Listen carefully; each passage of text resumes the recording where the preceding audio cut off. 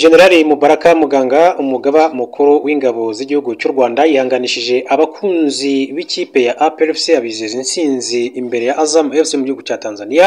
Umuyobozi w'icyubahiro wa APR FC General Mubaraka Muganga yihanganishije abakunzi b'ikipe yatsinzwe na Azam FC abizeza intsinzi mu mukino wo kwishyura.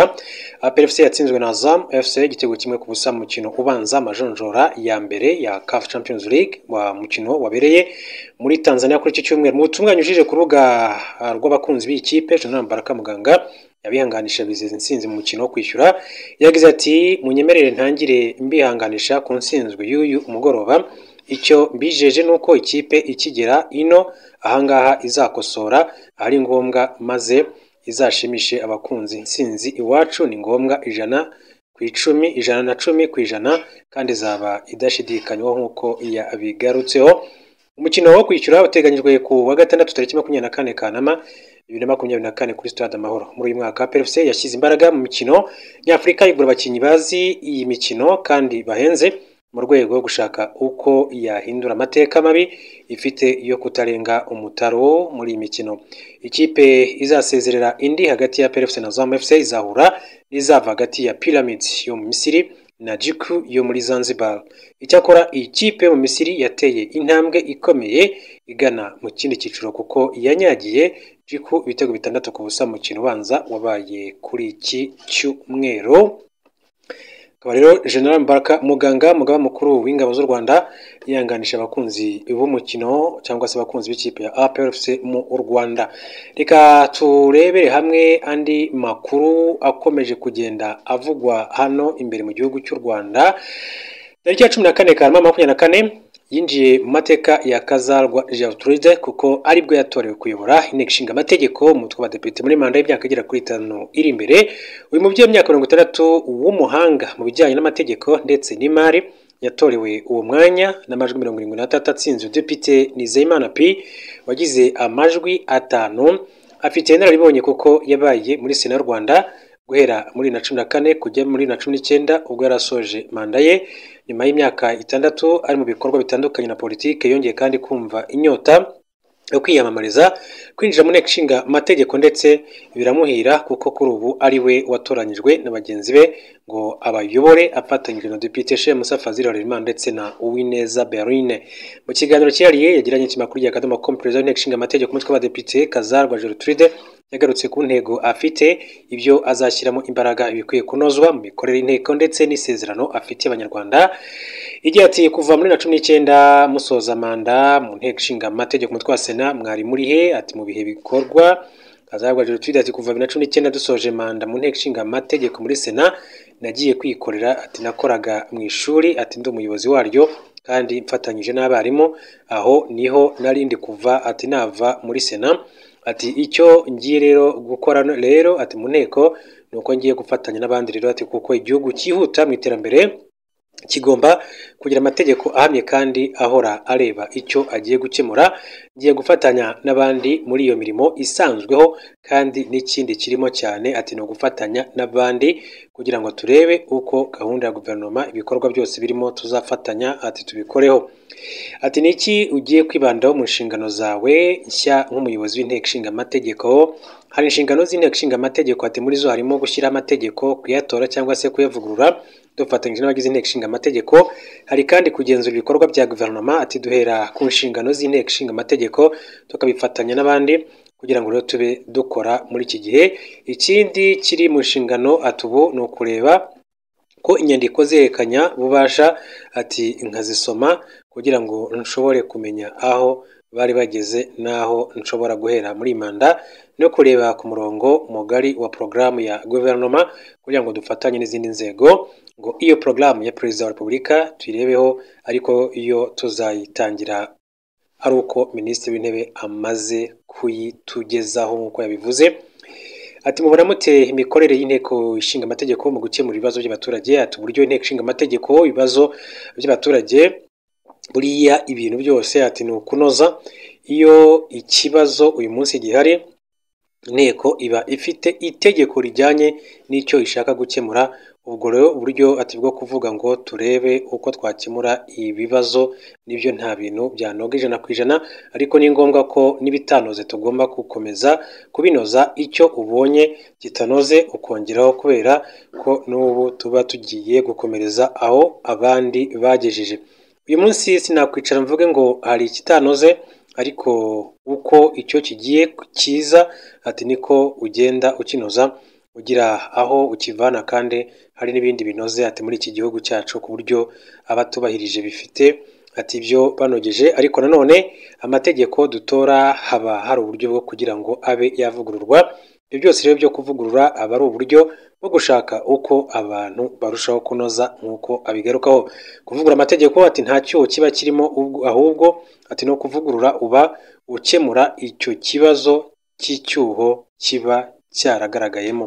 Amategeko arahinduka, ntabwo aba ari ikintu gihamye ku buryo kitahinduka ati ku buryo kitavaho. Kuba dufite ubwo buryo rero ati nibyo byiza by'itegeko ati, kubera ko ntabwo warifata ngo ukomeze uritunge urigendereho kandi rifite icyuho runaka.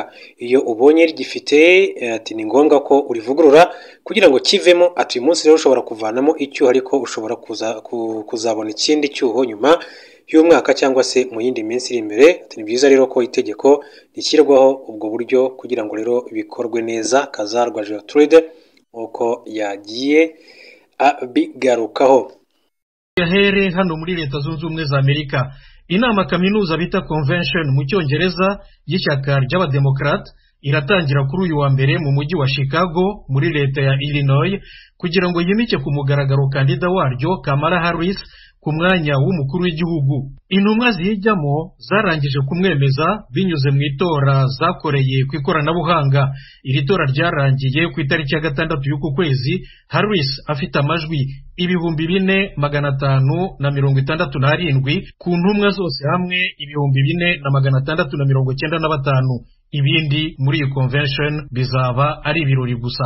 Ibikomerezwa by'ishyaka bifitemo umwanya w'ijambo. President Joe Biden niwe ubabimburira mu ijoro ryo kuri uyu wa mbere. Ibiro bye bitangaza ko riza kuba ari nk'ijambo ryo gusezera. Barack Obama wabaye umukuru w'igihugu wa 44 manda ebyiri, ni ukuvuga imyaka 8 kuva mu 2009 kugera mu 2017. Ubwo Biden yari amubereye vice president. We n'umutegarugori we Michelle Obama bazavuga ijambo umwe ukwe undi ukwe mu ijoro ry'ejo kuwa kabiri. Abandi bateganijwe kuvuga ijambo diskuru muri iyi convention ni Bill Clinton wabaye perezida wa Repubulika wa 42 kuva mu 1993 kugera mu 2001, n'umufasha we Hillary Clinton wabaye kandida w'abademokrate ku mwanya w'umukuru w'igihugu mu 2016. Guverineri wa leta ya Minnesota Tim Walz, kandida vice president wa Kamala Harris, azabyemera imbere y'intumwa ku mugaragaro ku wa 3 nijoro. Naho Kamala Harris azazibwira ku mugaragaro ku wa 4 nijoro ku munsi wa nyuma ko yemeye koko guhagararira ishyaka mu matora azaba ku itariki ya 5 y'ukwa 11 gutaha. Iyi convention y'abademokrate ibaye nyuma y'abarepublikani yabaye mu kwezi gushize yimika ku mugaragaro kandida president Donald Trump na kandida vice president we senateri wo ku rwego rw'igihugu wo muri leta ya Ohio J.D. Vance. Minisitiri w'ububanyi n'amahanga wa Leta Zunze Ubumwe za Amerika Anthony Blinken ari mu rugendo rw'amahoro mu burasirazuba bwo hagati. Yarutangiye ejo ku cyumweru muri Isirayeli, aho yaganiriye na Minisitiri w'Intebe Benjamin Netanyahu n'abandi bategetsi batandukanye ba Isirayeli. Uru ruzinduko ni urwa 10 mu mezi 10 ashize kuva ku itariki ya 7 y'ukwa 10 ubwo intambara yatangiraga hagati ya Hamas na Isirayeli. Blinken aragenzwa no gutiza ingufu umushinga w'amasezerano yo guhagarika imirwano. Leta Zunze Ubumwe za Amerika iwufatanyije n'abandi bahuza aribo Misiri na Katari basobanura ko ukemura impaka ku tuntu twa nyuma na nyuma twari tukiri inzitizi, bakaba bizeye rero ko impande zombi zizawemera. Amasezerano ashobora gushyirwaho umukono i Cairo mu Misiri mu mpera z'iki cyumweru. Mu itangazo rimwe basinye bose hamwe ba minisitiri w'ububanyi n'amahanga b'Ubwongereza, Ubufaransa, Ubudage n'Ubutaliyani bavuga ko bashyigikiye iyi mishyikirano. Ijwi rya Amerika. Muri Kenya, ishyirahamwe rikomeye ry'abakozi bo mu rwego rw'ubwikorezi mu ndege Kenya Aviation Workers Union KAU mu magambo magufi ryasubitse imyigaragambyo yo guhagarika akazi. Iyi myigaragambyo yagombaga gutangira kuri uyu wa mbere. KAU ivuga ko yayigije inyuma h'ibyumweru bibiri. Mu itangazo yashyize ahagaragara, umunyamabanga mukuru wa KAU Mose Ndiema asobanura ko icyemezo cyatewe n'uko imishyikirano igikomeza hagati yabo, ubuyobozi bw'ibibuga by'indege na Minisiteri y'Ubwikorezi. Yongeyeho ko nibananirwa kugira icyo bageraho, imyigaragambyo izasubukura ku itariki ya 2 y'ukwa 9 gutaha. KAU ivuga ko ifite abayoboke bagera ku 10,000. Muri Afurika y'Epfo, leta yaraye yirukanye abanyalibiya 95 ivuga ko bitozaga ibya gisirikare rwihishwa. Yabataye muri yombi ku itariki ya 26 y'ukwezi gushize kwa 7 mu cyanya kinini cyane cy'umuturage wagikoreshaga nk'ikigo cya gisirikare cya magendu nk'uko leta ibyemeza.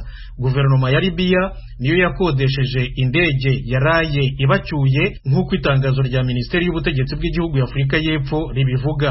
Bayuririye ku kibuga cyitwa Kruger Pumalanga